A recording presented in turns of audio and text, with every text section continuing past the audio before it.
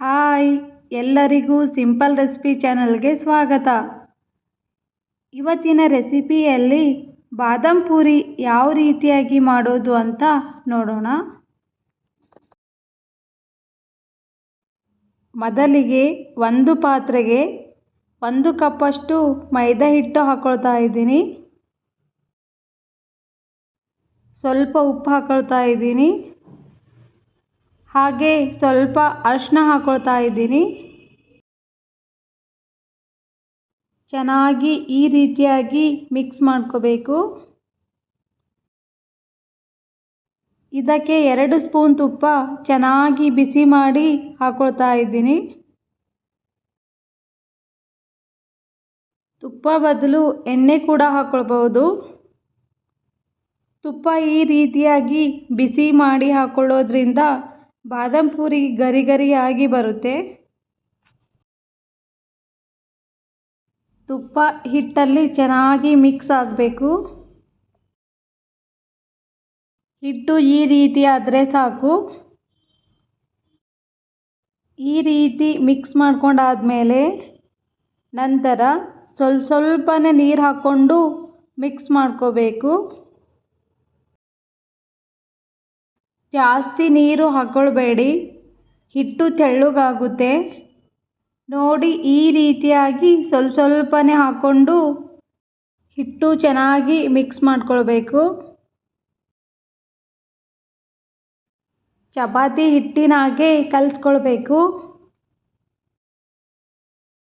ಈ ರೀತಿಯಾಗಿ ಹಿಟ್ಟನ್ನು ಕಲಿಸ್ಕೊಳ್ಬೇಕು. ಇದನ್ನು ಚೆನ್ನಾಗಿ ನಾದ್ಕೊಳ್ಬೇಕು. ಹಿಟ್ಟು ಚೆನ್ನಾಗಿ ಸಾಫ್ಟ್ ಆಗಬೇಕು. 2-3 ನಿಮಿಷ ಹಾಗೆ ನಾದ್ಕೊಳ್ಳಿ. ಹಿಟ್ಟು ಸಾಫ್ಟ್ ಆಗುತ್ತೆ. ನಂತರ ಹಾಗೆ 15 ನಿಮಿಷ ಬಿಡಬೇಕು.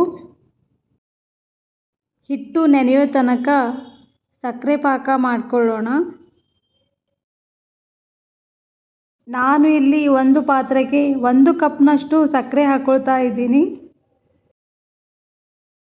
ಅರ್ಧ ಕಪ್ನಷ್ಟು ನೀರು ಹಾಕ್ಕೊಳ್ತಾ ಇದ್ದೀನಿ. ಸಕ್ಕರೆ ಸ್ವಲ್ಪ ಪಾಕ ಆಗಬೇಕು.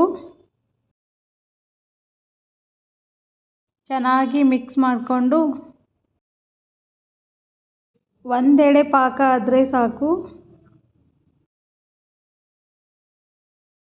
ತುಂಬ ಗಟ್ಟಿ ಆಗಬಾರ್ದು. ನೋಡಿಕೊಂಡು ಸಕ್ಕರೆ ಪಾಕ ಮಾಡ್ಕೋಬೇಕು.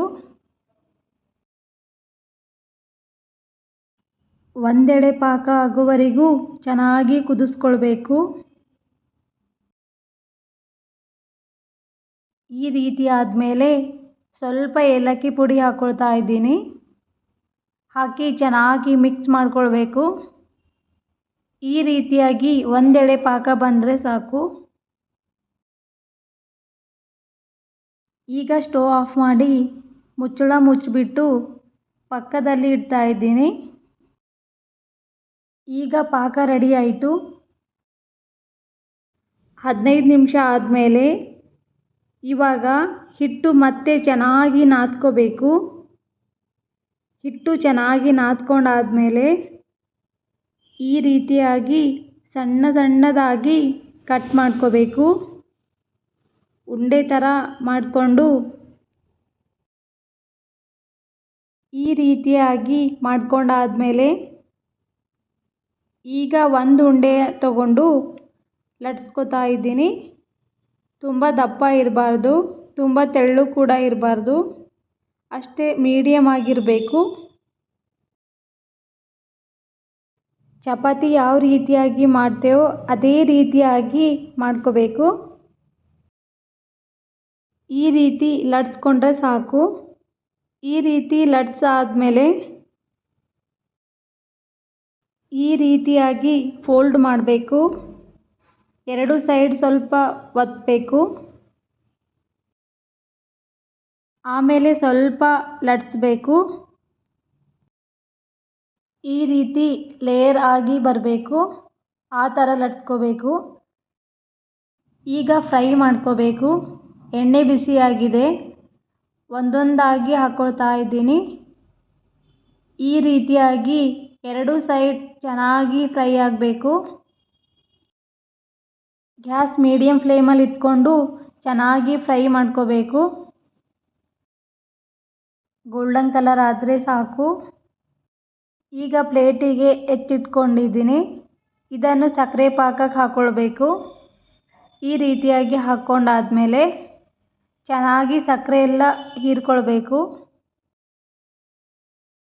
ಮೇಲೆಲ್ಲ ಚೆನ್ನಾಗಿ ಸಕ್ಕರೆ ಪಾಕ ಹಾಕ್ಕೊಳ್ಬೇಕು. ಬಾದಾಮ್ ಪೂರಿಗೆ ಪಾಕ ತುಂಬ ತಣ್ಣಗಾಗಿರಬಾರ್ದು, ಸ್ವಲ್ಪ ಬಿಸಿಯಾಗಿರಬೇಕು. ಪಾಕ ಒಳಗಡೆ ಎಲ್ಲ ಚೆನ್ನಾಗಿ ಹೋಗಬೇಕು. ಈ ರೀತಿಯಾಗಿ ಒಂದು ಸಲ ಬಾದಾಮ್ ಪೂರಿ ಮಾಡಿ ನೋಡಿ, ಎಷ್ಟು ಚೆನ್ನಾಗಿ ಬರುತ್ತೆ. ಸ್ವಲ್ಪ ಕೊಬ್ಬರಿ ಹಾಕ್ಕೊಳ್ತಾ ಇದ್ದೀನಿ. ಈ ರೀತಿ ತುರಿದಿಟ್ಕೊಂಡು ಹಾಕ್ಕೊಳ್ತಾ ಇದ್ದೀನಿ. ನೋಡಿದ್ರಲ್ಲ ಸಿಂಪಲ್ ಆಗಿ ಬಾದಾಮ್ ಪೂರಿ ಯಾವ ರೀತಿಯಾಗಿ ಮಾಡೋದು ಅಂತ. ಈ ವಿಡಿಯೋ ಇಷ್ಟ ಆದಲ್ಲಿ ಲೈಕ್ ಮಾಡಿ, ಶೇರ್ ಮಾಡಿ ಹಾಗೂ ಸಬ್ಸ್ಕ್ರೈಬ್ ಮಾಡಿ.